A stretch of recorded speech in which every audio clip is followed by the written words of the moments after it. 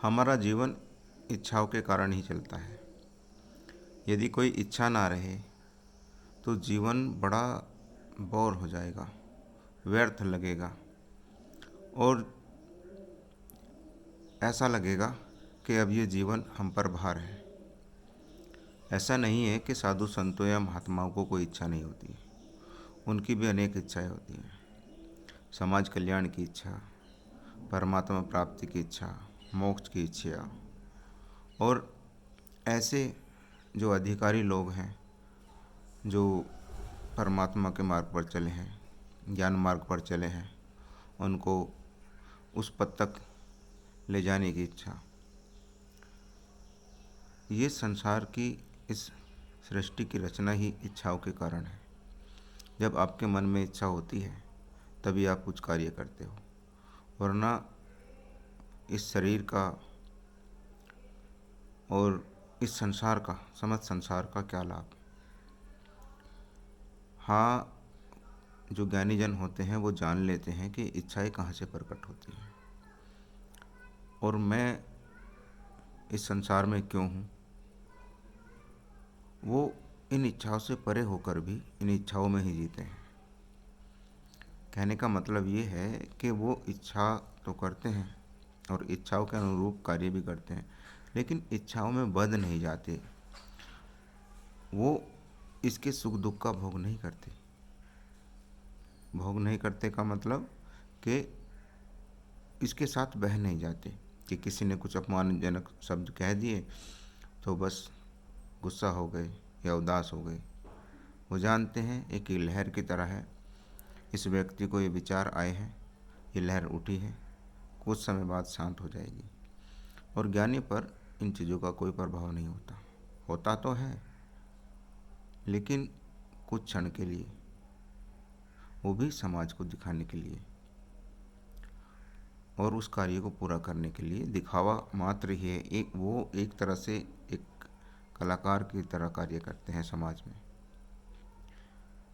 Main मकसद होता है समाज कल्याण, और उसी के लिए वो इस समाज में टिका रहते हैं कुछ इच्छाओं को लेकर।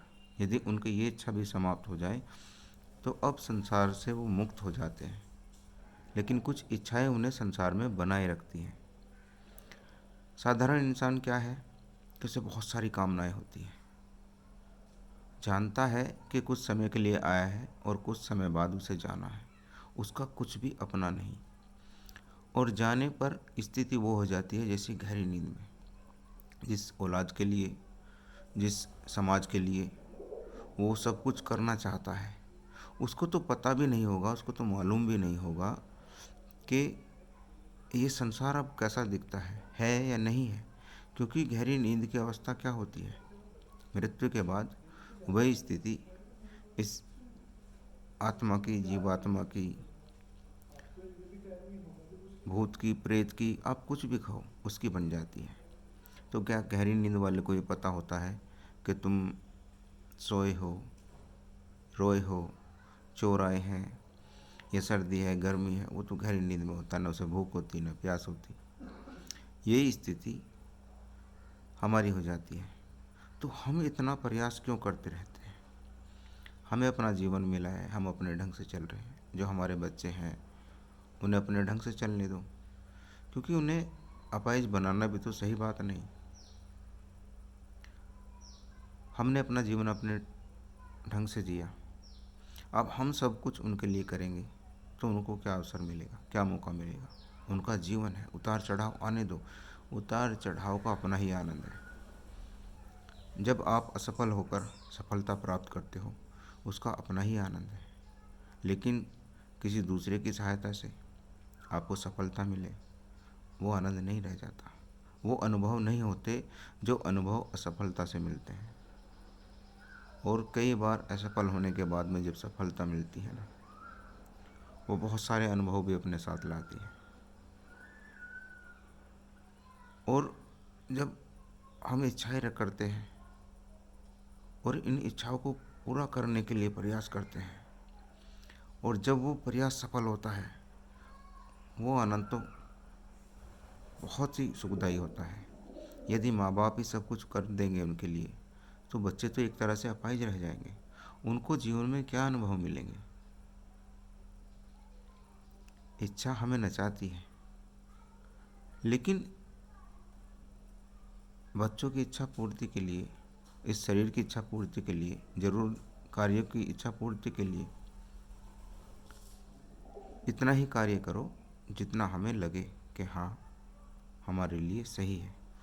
उससे ज़्यादा बढ़ना और दूसरों के गले काट कर अपने बच्चों के लिए दूसरों का धन छीन कर या किसी भी तरीके से कुरीति से अपने बच्चों के लिए कोई सामान तैयार करना या उनका पालन पोषण करना, ये गलत है। उन्हें भी करने दो, जीवन जीने दो। जब वो अपना जीवन जिएंगे तो उतार चढ़ाव का आनंद लेंगे, जैसे कि आपने लिया है, और बहुत सारे अनुभव होंगे, और वो अनुभव ही हमें सही और गलत मार्ग पर ले जाते हैं। यदि अनुभव नहीं होंगे तो हमें मालूम कैसे होगा कि क्या सही है क्या गलत है? यदि बैठे बैठे खाना मिल जाए तो आपको कैसे पता चलेगा कि ये सही तरीके से कमाया है, गलत तरीके से कमाया है, और इस कमाने के पीछे कितना कष्ट सहा है? तभी तो उस भोजन की कीमत समझोगे हम, हमारे बच्चे या कोई भी। और जब उसको बैठे बैठे मिल जाएगा तो वो क्या कीमत समझेगा, और एक समय यह आएगा कि वो आपकी भी वैल्यू नहीं करेगा। जय सच्चिदानंद। सभी को सादर प्रणाम।